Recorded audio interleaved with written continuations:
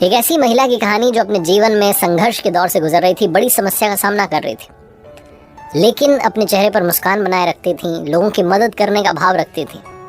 उनका एक daily routine था। वो दिन में जब भी भोजन बनाती थी, एक्स्ट्रा 2 चपाती बनाती थी और 2 चपाती ले जाकर के घर के बाहर खिड़की में रख देती थी कि कोई भी ज़रूरतमंद, कोई भी भिखारी, कोई भी निकले तो लेकर के चला जाए, अपना पेट भर ले। कुछ दिनों से उनके घर के बाहर से एक भिखारी निकलता था और वो तय समय पर आता था, दोनों चपाती उठाता था, ले जाता था और जाते आते कहता था कि बुरा बुरा अपने पास रह जाए, अच्छा वाला घूम के आए। और ये जो लाइन थी वो हर बार हर दिन आकर के रिपीट करता था कि बुरा बुरा अपने पास रह जाए, अच्छा वाला घूम के आए।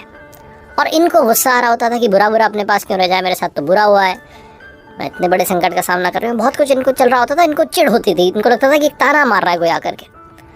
वो जब भी आता था उसका रूटीन बन चुका था, उसे मालूम था कि 2 चपाती मिल जाएगी, ज़्यादा परेशान होने की ज़रूरत नहीं है।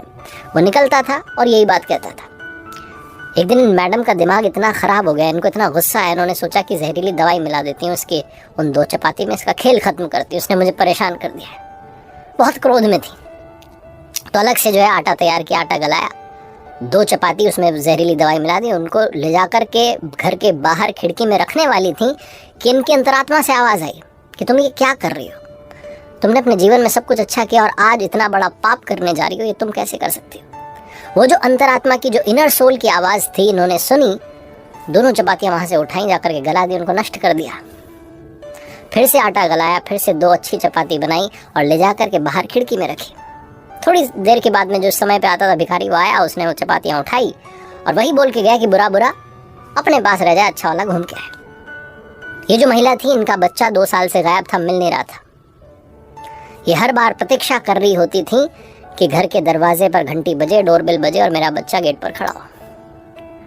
कमाल ये हुआ कि उस शाम में वो बच्चा घर के दरवाजे पर खड़ा था। उसने, ये बहुत खुश हुई, ऊपर वाले को धन्यवाद देने लगी। बच्चे से पूछने की थी कहाँ थे, क्या हाल में थे। लड़के ने बताया कि इधर उधर पता नहीं कितने राज्यों में से घूम करके यहाँ पहुँचा हूँ माँ, मैं कल शाम में आ जाता हाईवे पर, लेकिन मैं इतनी ठंड में परेशान हो रहा था, मुझसे चला नहीं जा रहा था, मैं कमज़ोर महसूस कर रहा था, वहीं सो गया।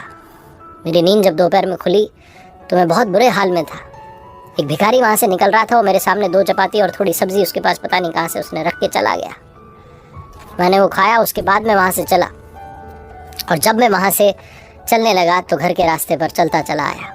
माँ उस भिखारी का धन्यवाद जिसने मेरी जान बचा ली। मैं भूख से बहुत परेशान था, बहुत दिनों से खाया नहीं था। माँ की आंखों में आंसू थे। माँ ने पूछा कि वो भिखारी कैसा दिखता था, उसका हुलिया बताओ। माँ को थोड़ा थोड़ा लग रहा था कि शायद वही तो नहीं है। उस लड़के ने कहा हुलिया तो वैसे ही था बाकी भिखारियों के जैसा, लेकिन एक बात कह के गया कि बुरा बुरा अपने पास रह जाए, अच्छा वाला घूम के आए। माँ ने प्रभु को धन्यवाद दिया और कहा कि मेरी अंतरात्मा की आवाज़ मैंने सुन ली। अगर नहीं सुनी होती तो शायद वो जहरीली जो चपातियाँ थी वहाँ मैंने रख दी थी, वो भिखारी ले जा कर के मेरे ही बेटे को दे देता और मेरा ही बेटा ख़त्म हो जाता, कभी मिल ही नहीं पाता। मैंने वो अच्छी चपातियाँ रखी, इसीलिए आज मेरा बच्चा मेरे सामने खड़ा है। जीवन का सार यही है, लॉ ऑफ कर्मा यही कहता है कि जैसा आप कर रहे हैं घूम करके वापस ज़रूर